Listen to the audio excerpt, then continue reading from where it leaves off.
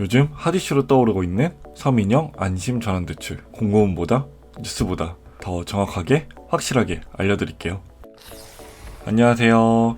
열고 닫기의 꾸망입니다. 서민형 안심 전환대출이 검색어 상위권에 계속 노출되고 있죠. 이게 뭔지 궁금하시죠? 제가 열심히 이 부분에 대해서 공부를 했는데요. 핵심만 간추려서 여러분께 바로 알려드리도록 하겠습니다. 서민형 안심 전환대출을 한 문장으로 표현하면 시중에 있는 높은 변동금리가 아닌 1% 고정금리로 해서 주택대출을 지원하는 제도가 되겠습니다. 1%대라는 고정금리로 해서 굉장히 이슈가 되고 있는 부분이에요. 주거대출을 받지 않으면 사실 이게 얼마나 큰지, 왜 이슈가 되고 있는지 잘 모르잖아요. 그래서 한번 금액을 계산을 해볼게요. 네, 바로 이 페이지가 바로 서민형 안심 전환대출 메인 페이지인데요. 여기서 월 상환금액 비교하기를 누르시면 됩니다. 기존 주택담보대출을 했을 때랑 그 다음에 요번에 새로 생긴 서민형 안심 전환대출을 했을 때 얼마만큼 차이가 나는지 한눈에 볼 수가 있거든요. 예를 한번 들어볼게요. 만약 대출 잔액을 1억으로 잡아보겠습니다. 대출 만기는 20년. 상환 방법에서는 좀 어려울 수 있는데 원리금 균등 분할 상환이라고 해서 설정을 해볼게요. 원리금 균등 상환은 20년 동안에 이제 원금이랑 이자가 있으면 총 다 더해서 나눠가지고 매월 똑같은 금액으로 해서 상환하는 거를 얘기합니다. 그 다음에 여기도 똑같이 20년 하고 이제 조회를 눌러서 대출금 금리를 적용을 시키고 똑같은 상환 방법으로 해서 계산하기를 눌러봅니다. 원리금 상환액만 보면은 기존 주택담보대출 같은 경우에는 59만 5천 원, 서민형 안심 전환대출은 50만 8천 원 정도 됩니다.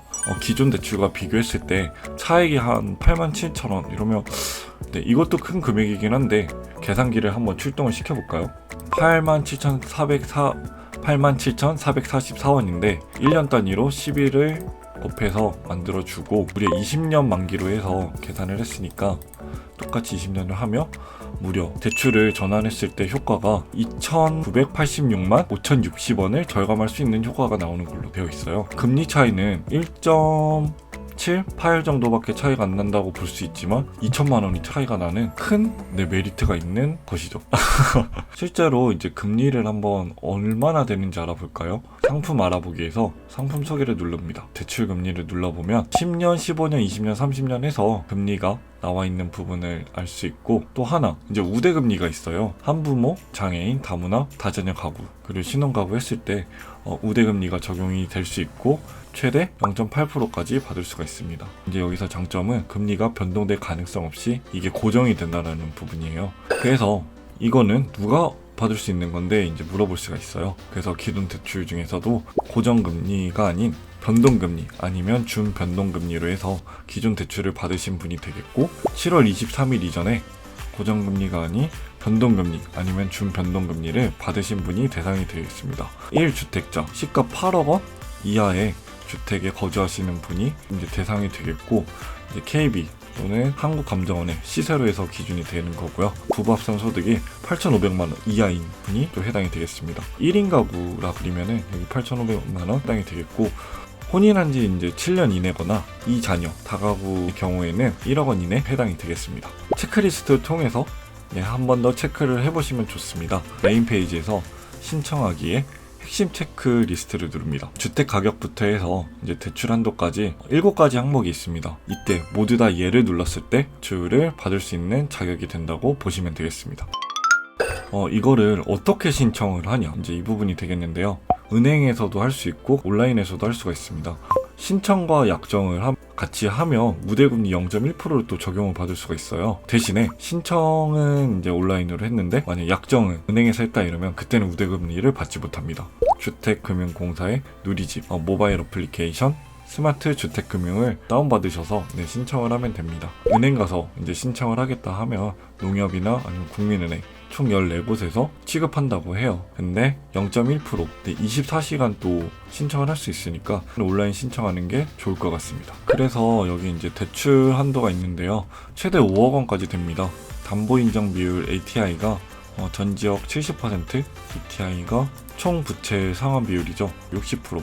이거는 이제 중도상환 수수료 범위 이내까지도 이제 포함한다는 부분을 유념을 하셨으면 좋겠습니다. 대출 기간은 10년, 15년, 20년, 30년. 상환 방식은 원리금 균등 분할 상환을 하거나 아니면 원금 균등 분할 상환 한 가지 선택을 하시고 거치 기간이 없다라는 부분도 하나의 포인트가 되겠네요. 제가 고려할 점, 이게 진짜 포인트거든요.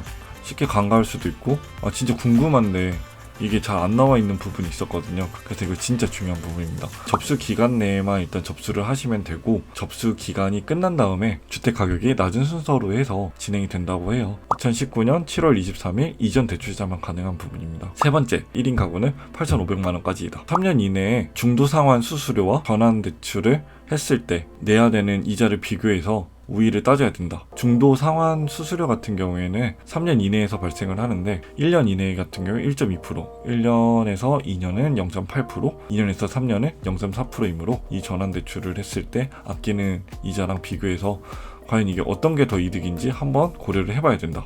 다섯 번째, 1%대 고정금리이지만 시중금리가 이거보다 낮아질 수도 고려를 해야 된다. 여섯 번째, 입주권과 분양권 모두 주택에 포함이 된다. 일곱 번째, 사무용 오피스텔은 해당이 되지 않는다. 오피스텔은 업무용 시설로 보기 때문에 해당이 되지 않습니다.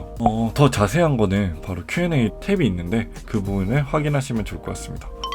문제점이 좀 있어요. 9억 원 이내에 주택 한 채를 보유하고 있는 사람이라면 서민이라고 할 수 있는지 갑론을박이 있습니다. 그리고 이게 갭 투자, 고소득층의 자녀, 상대적으로 조금 비싼 주택을 사고 있는 계층이 좀 이자 부담을 낮춰주는 걸로 해서 사실 서민에 대한 기준이 명확한 건 아닐 수도 있지만 자기가 보유하고 있는 주택이었고 이제 월세나 아니면 전세 몇 억씩 해서 대출 받는 것도 되게 힘든 부분이기 때문에 의문을 가질 수 있다고 생각이 들어요. 20조 원의 예산이 책정되어 있다고 해요. 오피스텔 사는 사람도 대상이 되지 않기 때문에 아무래도 좀 더 촘촘히 뭔가 고민이 됐으면 하는 정책이라고 생각이 드는데 그렇게 되지 않은 것 같은 느낌도 조금 들어서 아쉬운 부분도 있습니다. 주택담보대출 편해서 한번 여러분께 또 알려드리도록 하겠습니다. 좋아요, 그 다음에 구독하기, 그 다음에 필요한 부분에 대한 댓글. 이상 꾸망이었고요. 다음 시간에 만나도록 하겠습니다. 여러분 안녕.